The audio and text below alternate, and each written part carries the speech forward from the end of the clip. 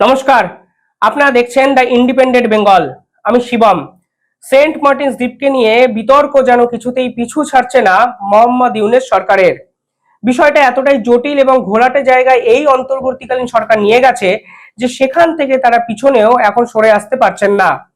Public ডোমেনে বা সাংবাদিকদের সামনে সেন্ট মার্টিনস নিয়ে একাধিক মিথ্যে কথা বা মিথ্যে তথ্য তারা বারংবার করে বোঝানোর চেষ্টা করে যাচ্ছেন। এর আগে আমি একাধিক এপিসোডে বারংবার করে আপনাদের বোঝানোর চেষ্টা করেছিলাম জো বাইডেনের আমেরিকা কেন সেন্ট মার্টিনস দ্বীপটি নিজেদের আয়ত্তে নিতে চায়। মনে রাখতে হবে এই অভিযোগটি কিন্তু করেছিলেন বাংলাদেশের প্রধানমন্ত্রী শেখ হাসিনা। কার্যত শেখ হাসিনাই সেন্ট মার্টিনস দ্বীপকে নিয়ে গভীর ষড়যন্ত্র আন্তর্জাতিক মহলে কিন্তু এক্সপোজ করে দেন। আর এরপরেই কিন্তু বিপাকে পড়ে মোহাম্মদ ইউনূস সরকার। মোহাম্মদ ইউনূস হয়তো স্বপ্নেও ভাবেননি শেখ হাসিনা সেন্ট মার্টিনস দ্বীপের কথা আন্তর্জাতিক মহলে নিয়ে পৌঁছে যাবেন। এর ফলে মোহাম্মদ ইউনূস এবং তার যে উপদেষ্টা বা সমন্বয়করা বিপাকে পড়বে সেটাই স্বাভাবিক। কিছুদিন আগে সেন্ট মার্টিনসকে নিয়ে তারা একটি নির্দেশিকা জারি করেছিলেন। তারা বলেছিলেন নভেম্বর এবং ডিসেম্বর মাস যখন পর্যটকদের যাতায়াত করার আদর্শ মরশুম, ঠিক তখন নাকি 2000 জন পর্যটক দিনে সেন্ট মার্টিনস দ্বীপকে ভিজিট করতে পারবেন বা যেতে পারবেন।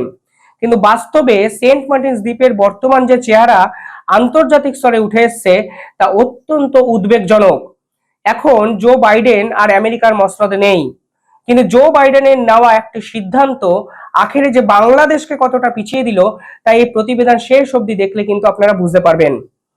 এই প্রতিবেদন আমি বিবিসির একটি সংবাদ বা বিবিসির একটি ভিডিওকে দেখে চমকে গিয়ে বানাতে বসেছি।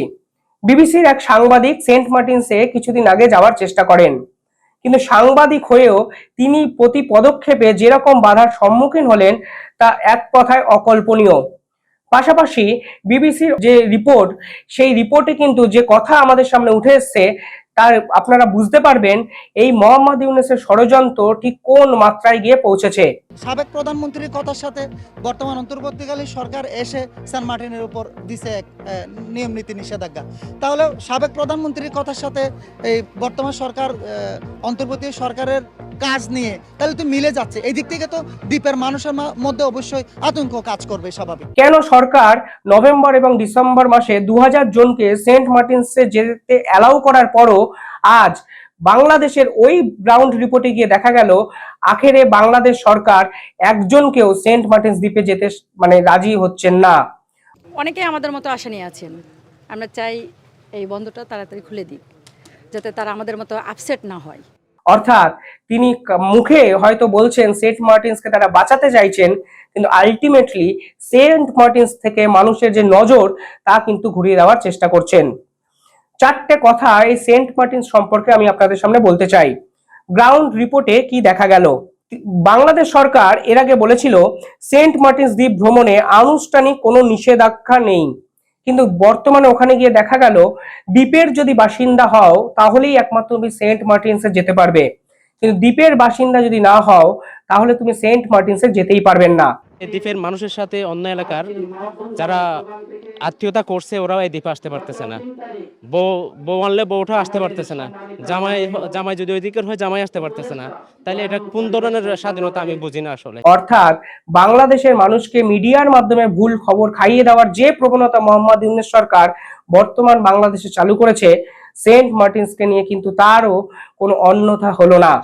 একাধিক মানুষ আমার ভিডিওতে কমেন্ট করেন এই সংবাদ হয়নি, এই সংবাদ ভুয়া। কিন্তু বিশ্বাস করুন এই সংবাদ বিবিসি প্রকাশ করেছে, তা আমার আপনার বানানোর কোনো কথা নয়। অর্থাৎ সেন্ট মার্টিনস দ্বীপকে নিয়ে মোহাম্মদ ইউনূস সরকার যে চরম দ্বিচারিতা করছে এবং তা যে আন্তর্জাতিক মহলেও রীতিমতো ধিকৃত হচ্ছে, নিন্দিত হচ্ছে, তা কিন্তু এই বিবিসি তথ্য আমাদের সামনে আরো একবার তুলে দিল। 4 মাস পর্যটক আসুক, 4 মাস পর্যটক রাত্রি যাপন করুক, অবাধে নয়, একটা সীমিতকরণ হোক। কঠিন থেকে কঠিন। এখন সবাই যাদের স্বর্ণ আছে বা গহনা আছে তা বন্ধক দিয়ে বা বিক্রি করে চলতেছে। পাশাপাশি নভেম্বরে পর্যটকরা যেতে পারবেন এ ধরনের কথাই বলেছিলেন উপদেষ্টারা, কিন্তু বাস্তবের মাটিতে গিয়ে দেখা গেল বর্তমানে এই দ্বীপ ভ্রমণের জন্য সব ব্যবস্থা বন্ধ। এমনকি সেই অঞ্চলে স্বাধীন যে সকল মানুষ ওখানকার বসবাস করেন তাদের আত্মীয়রাই তাদের বাড়িতে যেতে পারছেন না। আমরা এখানে আসা যাওয়া করতে গেলে আমাদের এনআইডি কার্ড সাবমিশন করতে হয়, ইউনোর পারমিশন নিতে হয়, ওয়াইসির পারমিশন নিতে হয়, এডিসির পারমিশন নিতে হয়। পর্যটক যদি না আসে আমি তো উপাস থাকতে পারবো না। মানে এমন একটা পর্যায়ে চলে যাচ্ছে যে আমাদের এই দ্বীপ ছেড়ে চলে যাওয়া লাগবে। মানে ধরুন আমি আপনার বাড়িতে ঘুরতে যাব, কিন্তু আপনার পাড়ায় 144 ধারা বা রেড অ্যালার্ট জারি করা হয়েছে। বিষয়টা ঠিক সেরকমই। সেন্ট মার্টিনস দ্বীপ বাংলাদেশের বিচ্ছিন্ন তো কোনো জায়গা নয়, তাহলে সেন্ট মার্টিনস দ্বীপকে নিয়ে এত নিষেধাজ্ঞা, এত কড়াকড়ি ঠিক কিসের জন্য? আজও যদি আপনারা বুঝতে না পারেন, তাহলে বিশ্বাস করুন আপনার আহাম্মকের দলে পড়েন কিংবা মূর্খের স্বর্গে বাস করছেন। আপনারা এখনো আবেগতাড়িত ভারত বিরোধী কথাবার্তা বলে মোহাম্মদ ইউনূসকে ভগবান বানানোর চেষ্টা করছেন, কিন্তু দিনের শেষে যখন খালি বাটি নিয়ে বসে থাকতে হবে, তখন আপনারা বুঝবেন আপনাদের একটি পদক্ষেপ ঠিক বাংলাদেশকে কতটা পিছিয়ে দিয়েছে। যাই হোক, এবার আসল কথায় ফিরি। পরবর্তীকালে আরো জানা গেছে যে কোনো পর্যটকবাহী জাহাজ এই সেন্ট মার্টিনসে যাওয়ার জন্য রাজি নয়, অর্থাৎ চলছেই না জাহাজ।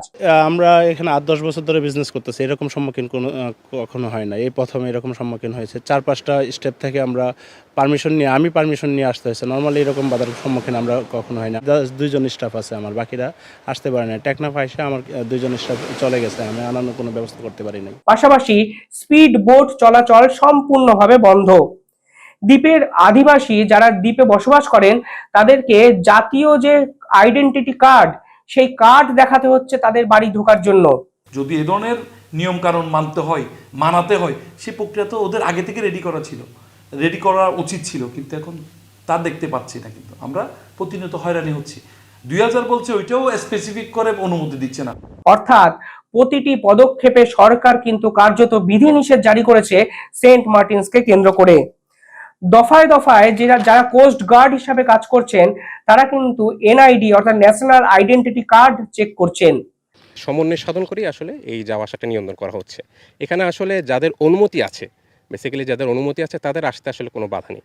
বাট ভ্রমণ যারা আছে, ভ্রমণটা যেহেতু এখনো নিষিদ্ধ, ভ্রমণ শুরু হলে যারা ভ্রমণ পিপাসু আছে ওনারাও আসতে পারবেন। এবার আপনি আপনার বাড়িতে ঢুকতে যাবেন, সেখানে আপনার বাড়ির লোক যদি আপনার থেকে আইডেন্টিটি কার্ড চায়, তাহলে যেরকম ভাবে প্রশ্ন আপনারা করবেন, এক্ষেত্রে কেন সেই প্রশ্ন তোলা হচ্ছে না, তা আমার এক বড় প্রশ্ন। অস্বাভাবিকভাবে বাংলাদেশের বর্তমান যে রাজনৈতিক দলগুলো বিরাজমান, অর্থাৎ বিএনপি, জামাত, তারাও কিন্তু সেন্ট মার্টিনস ইস্যু নিয়ে কার্যত চুপ। জো বাইডেনের একটি চাল যে বাংলাদেশের এত বড় একটা সম্পদ কার্যত বাংলাদেশের থেকে কেড়ে নেওয়ার জায়গায় নিয়ে চলে গেল মোহাম্মদ ইউনূস, তা হয়তো আপনারা এখনো ধরতে পারছেন না। লক্ষ লক্ষ কোটি টাকার যে বিনিয়োগ আছে, ক্ষুদ্র বিনিয়োগকারীদের বিনিয়োগ, সেই বিনিয়োগ তো একবারে পানি দিয়ে যাবে। এবং তার পাশাপাশি দ্বীপবাসী 100% হচ্ছে পর্যটন কেন্দ্রিক বিজনেসের সাথে ইনভলভমেন্ট। ওখানে কোনো পর্যটক যেতে না পারলে দ্বীপবাসীর কোনো ইনকামই থাকবে না, তার জীবন জীবিকার টান পড়ছে। দেশের সম্পদকে রক্ষা করার দায়িত্ব সরকারের, এ বিষয়ে আমি কোনো ভুল দেখি না। কিন্তু দেশের সরকারকে বাঁচানোর নাম করে যারা ষড়যন্ত্র করে সেন্ট মার্টিনস থেকে মানুষকে সরিয়ে দিতে চাইছেন, তাহলে তারা কিন্তু আসল অপরাধী। সেন্ট মার্টিনসে গিয়ে দেখা গেছে 22শে অক্টোবর থেকে সেন্ট মার্টিনস দ্বীপে চলাচলের কোনো অনুমতিই নেই। তা নাকি ওখানের উপজেলা পরিষদের একাধিক বিজ্ঞপ্তিতে প্রকাশিত আছে এবং সেটি নাকি দেওয়ালে টানানো আছে। তাহলে সেন্ট মার্টিনস দ্বীপকে নিয়ে ক্রমাগত বাংলাদেশের সরকার বা উপদেষ্টারা যখন বলছেন নভেম্বর অক্টোবরে যেতে পারবেন, আপনারা পরিবেশের কথা ভাবছি, আমরা একাধিক এমন কথা ভাবছি যা আপনারা ভাবতেও পারবেন না, অর্থাৎ আমরা রীতিমতো স্বর্গের ভগবান হওয়ার চেষ্টা করছি, কিংবা আমরা বাংলাদেশকে এমন উচ্চতায় নিয়ে যেতে চাইছি, সেই উচ্চতায় নিয়ে যাওয়ার জন্য সেন্ট মার্টিনসকে নিষিদ্ধ করা প্রয়োজন বা সেন্ট মার্টিনস থেকে মানুষের চলাচল নিষিদ্ধ করা প্রয়োজন, সেই রকম একটা ধারণা বাংলাদেশের যে সরকার মানুষকে বোঝাচ্ছে, তা মানুষ কিন্তু কার্যত আজও বুঝতে পারছেন না। জো বাইডেন তো এখন বাংলাদেশে যা ক্ষতি করার করে দিয়ে চলে গেছেন, তিনি এখন মসনদেও নেই। ধরে নেওয়া যাক সেন্ট মার্টিনসকে কার্যত আমেরিকার হাতে তুলে দেব, এই প্রতিশ্রুতি নিয়েই কিন্তু মোহাম্মদ ইউনূস ক্ষমতায় বসেছেন। কিন্তু বর্তমানে সেন্ট মার্টিনসের যে দৈন্যদশা, তা শুধু বাংলাদেশের যে ক্ষতি করছে তা নয়, আজকে আন্তর্জাতিক স্তরে বাংলাদেশের যে ভাবমূর্তি, সেটাও কিন্তু অক্ষুণ্ণ করছে। সেন্ট মার্টিনস দ্বীপে মানুষের চলাচল যখন বন্ধ করে দিচ্ছেন মোহাম্মদ ইউনূস, তখন একাধিক বিষয় কিন্তু আমাদের সামনে উঠে আসতে পারে। দেখুন, বাংলাদেশের প্রধান শিল্প হলো বস্ত্র শিল্প। বাংলাদেশের কোষাগারের যে অবস্থা, তা বস্ত্র শিল্প একটু মেরামত করতে পারত, কিন্তু বস্ত্র শিল্প কার্যত মুখ থুবড়ে পড়েছে বাংলাদেশে, যদিও সেই বিষয়ে প্রশ্ন করার লোক খুঁজে পাওয়া যাচ্ছে না। আজকে বৈষম্য বিরোধী ছাত্র আন্দোলনের যে সকল নেতারা তারা উন্নততর সমাজ এবং স্বাধীন বাংলাদেশ গড়ার লক্ষ্যে কার্যত বাংলাদেশের প্রধান শিল্পকেই ভেঙে চুরে চুরমার করে দিলেন, তা হয়তো তারা স্বীকারও করবেন না। তারপরেই যে শিল্পটা বাংলাদেশে সব থেকে বেশি জনপ্রিয়তার জায়গায় পৌঁছেছিল তা হলো পর্যটন শিল্প। আর এই পর্যটনের সব থেকে আকর্ষণীয় জায়গা হলো সেন্ট মার্টিনস দ্বীপ। বাংলাদেশ সরকার যখন এই দ্বীপকে বিভিন্ন জায়গায় জনগণের প্রবেশকে নিষেধাজ্ঞা জারি করে, তখন কিন্তু এই দ্বীপকে কেন্দ্র করে গড়ে ওঠা একাধিক ব্যবসা বাণিজ্য কার্যত মুখ থুবড়ে পড়ে। একটা দেশের মেরুদণ্ড হলো ইন্টারনাল ট্রেড, অর্থাৎ দেশের আভ্যন্তরীণ ব্যবসা বাণিজ্য।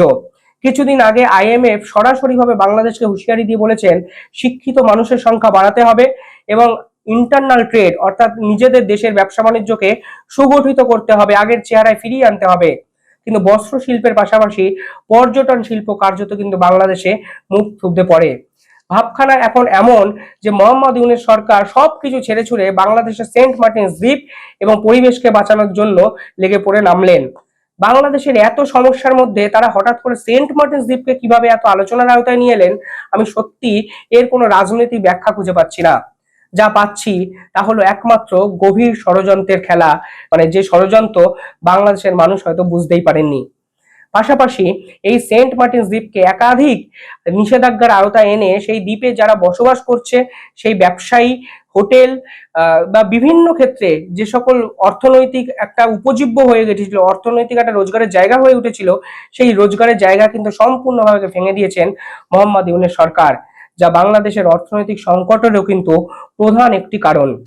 বাংলাদেশের গভর্নর কিছুদিন আগে বললেন বাংলাদেশের মুদ্রাস্ফীতি চরমে গিয়ে পৌঁছেছে, যা ঠিক করতে 6 থেকে 8 মাস সময় লাগবে। কিন্তু কোন পথে বাংলাদেশের মুদ্রাস্ফীতি আগের জায়গাতে ফিরবে তা কেউ কোনোভাবে বলতে চাইছেন না, কারণ এদের কাছে প্রপার কোনো দিক নির্দেশিকা নেই। স্বাধীনতা এবং স্বাধীন বাংলাদেশ গড়তে গিয়ে বাংলাদেশকে যে মেরুদণ্ড কার্যত ভেঙে চুরমার করে দেওয়া হলো, তা তারা নিজেরাই যে কিভাবে মুখে স্বীকার করবেন তা তারা নিজেরাও হয়তো জানেন না। পাশাপাশি একাধিক তথ্য এবং রিপোর্টে দেখা যাচ্ছে বাংলাদেশে যে ফরেক্স রিজার্ভ অর্থাৎ বৈদেশিক মুদ্রার সঞ্চয় কিন্তু কমতে শুরু করেছে। বর্তমানে বাংলাদেশে ফরেক্স রিজার্ভের পরিমাণ হলো 18.45 বিলিয়ন ডলার, যেখানে হাসিনা সরকার এই ফরেক্স রিজার্ভ এবং বৈদেশিক মুদ্রার ভ্যালুটাকে অনেকটা বাড়িয়ে বাংলাদেশে নিয়ে চলে গেছিলেন। ঠিক সেখান থেকে এই রকম অর্থনৈতিক মন্দা শেষ 3 মাসে মোহাম্মদ ইউনূস সরকারের বাংলাদেশকে চরমভাবে যে ক্ষতিগ্রস্ত করছে তা আপনারা বুঝতেই পারছেন। আমাদের এই গণ অভ্যুত্থানের বিজয় যদি নস্যাৎ হয়, সেইটা উপদেষ্টা অ্যাপয়েন্টমেন্ট ভুল হয়েছে কিংবা প্রেসিডেন্ট ক্ষমতায় কেন এখনো বহাল আছে, এইটার জন্য নস্যাৎ হবে না। নস্যাৎ হবে দ্রব্যমূল্য কমাইতে পারেনি, নস্যাৎ হবে আইন শৃঙ্খলা ঠিক মতো করতে পারেনি। শুধু 1 মিনিটের ভেতরে লাফ দিয়ে উঠে বঙ্গবন্ধুর ছবি নামায় ফেলতে পারে, এত দ্রুত এটা করতে পারলো, সেই রকম তড়িৎ গতিতে দ্রব্যমূল্য নিয়ন্ত্রণের জন্য ব্যবস্থা নিচ্ছে না। তবুও সাধারণ মানুষ আর চুপ। তারা ভাবছেন শেখ হাসিনাকে অ্যারেস্ট করলেই হয়তো বাংলাদেশ উন্নততর জায়গায় পৌঁছে যাবে। তারা ভাবছেন আওয়ামী লীগ, ছাত্রলীগকে ব্যান করলেই বাংলাদেশ আবার আগের মতো মানে শস্য শ্যামলা সুজলা পরিণত হবে। কিন্তু আলটিমেটলি মোহাম্মদ ইউনূসের যে ষড়যন্ত্র এবং মোহাম্মদ ইউনূস যেভাবে বাংলাদেশকে নিয়ে ছেলেখেলা করছেন, তাতে মোহাম্মদ ইউনূস যখন পথ ছেড়ে অন্য দেশে চলেও যাবেন, তখন সব থেকে বেশি কিন্তু ভুক্তভোগী হবে বাংলাদেশের এই অন্তর্বর্তীকালীন সরকারের পল্টু মস্তান উপদেষ্টা এবং সর্বোপরি সাধারণ মানুষ। আমরা অনেক অর্ডার হাতছাড়া হয়েছে, অনেক কিছু হয়েছে, এইটাই থেকে কাটিয়ে উঠতে হলে LDC গ্রাজুয়েশনে আবার যাওয়ার প্রস্তুতির জন্য আমাদেরকে সুযোগ দিতে হবে এবং সময় দিতে হবে, আবার কিছু প্রণোদনা প্যাকেজ সেখানে আসতে হবে। যদিও মোহাম্মদ ইউনূসকে তো এখন তার দলের উপদেষ্টারাই সহ্য করতে পারছেন না। কিছুদিন আগে তার উপদেষ্টা এক পল্টু মস্তান ফেসবুকে একটু স্ট্যাটাস দেন, তার ভীষণ রাগ, কারণ নতুন যে 3 জন উপদেষ্টা করা হয়েছে, মানে যে 3 জন সমন্বয়কে উপদেষ্টা করা হয়েছে, তাদের তিনি মন থেকে পছন্দই করেন না। তার মধ্যে একজনের বিরুদ্ধে তো সরাসরি হিজবুত তাহরিরের সদস্য বলে অভিযোগ বিভিন্ন জায়গায় আমি দেখতে পাই। যদি সেই বিষয়ে ভিডিও আমি পরবর্তীকালে বানাবো। কিন্তু এই যে উপদেষ্টা, যিনি সরাসরি মন্ত্রীদেরকে এবার হুমকি দিয়ে বলেছেন যে তাদেরও দিন নাকি শেষ হয়ে যেতে পারে। কিন্তু এই নিজেদের এই খাওয়াখাওয়ি বা নিজেদের পদ দখলের লড়াইয়ের পরেও এক গোটা বাংলাদেশ এবং গোটা বাংলাদেশি সমাজ পড়ে আছে, যাদের কথা আজকে আর কেউ বলছে না। রাজনীতি করতে গিয়ে গদির লোভে কোটার নামে আন্দোলন চালিয়ে আজ বাংলাদেশকে কার্যত শূন্যতায় মুড়ে যারা দিলেন, তাদের কি সময় এবং সমাজ ক্ষমা করবে? নিঃসন্দেহে নয়। আর সেন্ট মার্টিনস দ্বীপকে নিয়ে যেরকম খেলা মোহাম্মদ ইউনূস সরকার খেলছেন, তা সত্যি আমাদের ভবিষ্যতে যে কোন অন্ধকার অংশকে সম্মুখীন করতে বাধ্য হবে বা বাধ্য করবে, তা কিন্তু এক বড় প্রশ্ন। আপনারা কি ভাবছেন? সেন্ট মার্টিন সত্যি কি আর বাংলাদেশে আছে? বা বাংলাদেশ থেকে যারা ভিডিও দেখছেন, তারা যখন ইচ্ছা করলেই তার নিজের দেশের একটি পার্টিকুলার অংশে যেতে পারেন না, সত্যি কি আপনারা মন থেকে মেনে নিতে পারেন? কখনো কোনো দিনের শেষে বুঝবেন শেখ হাসিনাই হয়তো সেন্ট মার্টিনস দ্বীপকে নিয়ে সব থেকে সত্যি কথাটা বলে চলে গেছিলেন? জানি না। আমি এটাও জানি না ডোনাল্ড ট্রাম্প এই সেন্ট মার্টিনস দ্বীপকে নিয়ে তার নিজের কি ভাবধারা বাংলাদেশের উপর চাপাবে। সবকিছুর উত্তর কিন্তু দিতে পারে সময়। আপাতত ভালো থাকুন, দেখতে থাকুন দ্য ইন্ডিপেন্ডেন্ট বেঙ্গল। ধন্যবাদ।